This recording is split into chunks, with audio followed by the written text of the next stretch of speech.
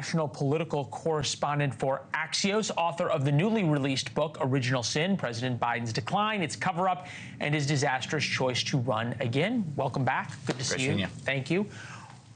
What does original sin mean? What was the original sin? Well, it actually came up in our conversations with Democrats right after the election, which is when we started this book. And they called it the original sin of Joe Biden running again. In some ways, this book is a story about how Trump won, but from the Democratic point of view. And the original sin, in a lot of Democrats' view, was the decision it was Biden committing the original sin. Yes, committing to running again. And then the rest of the party basically falling in line behind him. You have made a lot, you and your co-author, of the 200 interviews, some with senior administration officials, senior Democrats, senior elected Democrats, in which they are talking extensively, mostly unnamed, about moments with Joe Biden. Cabinet secretaries who said they couldn't get a hold of him, elected officials who say he couldn't remember people's names, even their names, on and on and on and on. These were all people, or many of these were people, who were also on television at the very same time telling the American people, he's never been sharper, he doesn't miss a beat. And you're nodding along as I'm saying this. How did they square that circle? I think, even though Democrats often mock Republicans for saying one thing about Trump in private and another thing in public, they were guilty of the exact same thing here. Without any shame. I mean, if they're feeling any shame, it's now, but it's only because they lost. When you were sitting there talking to these people, these former cabinet secretaries and elected officials, and they were telling you all these stories of Biden's cognitive difficulties, did you ask any of them? But you were saying something else on TV.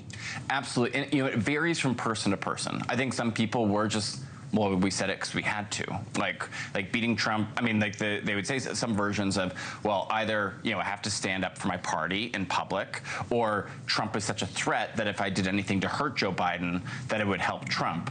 But then there were some people that were more reflective and thought, should I have spoken up? Should I have backed Dean Phillips? Should I have listened to Dean Phillips and tried to, maybe even get in the race? There were people that were thinking back and trying to retrace their steps of, was there a moment when they should have gone public, or at least even, or within the White House and the administration, stood up to the president himself and gotten in his face? The fact is that almost nobody, or as far as we know, nobody really got in the president's face and said, this is a bad idea. You are going to be 86 at the end of this next term. We're not sure you're up to it. No one did that. But some of the things that are described are 25th Amendment worthy in your book, right? You could really question the capacity of the president to discharge his duties.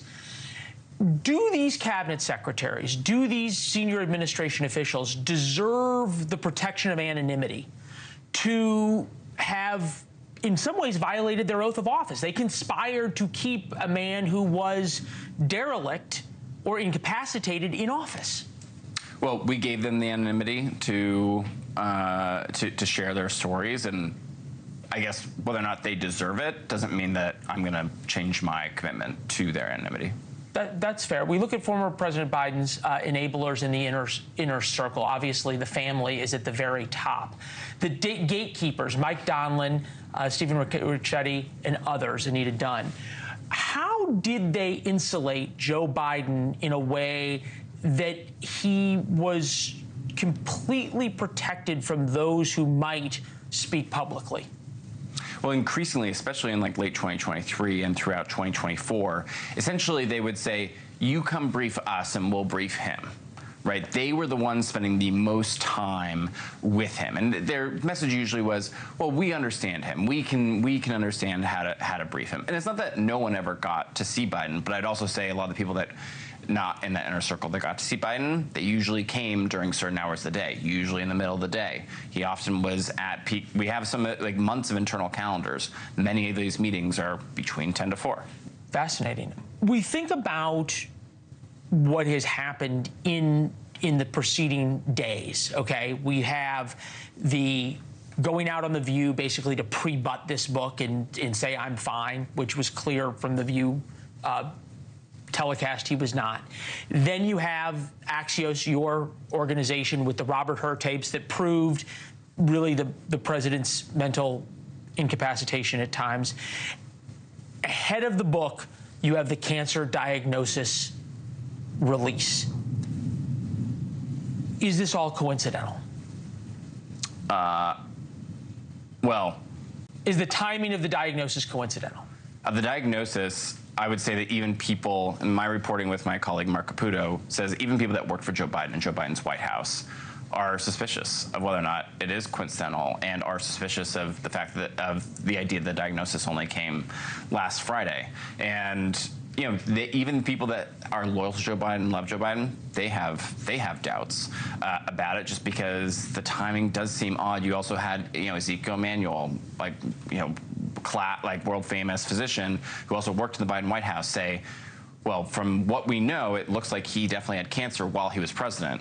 And the White House is saying, well, we didn't know. Yeah, this is in the past few minutes. Team Biden put out this statement saying that his PSA, the blood test, had never been done since 2014, and he had not been diagnosed before this.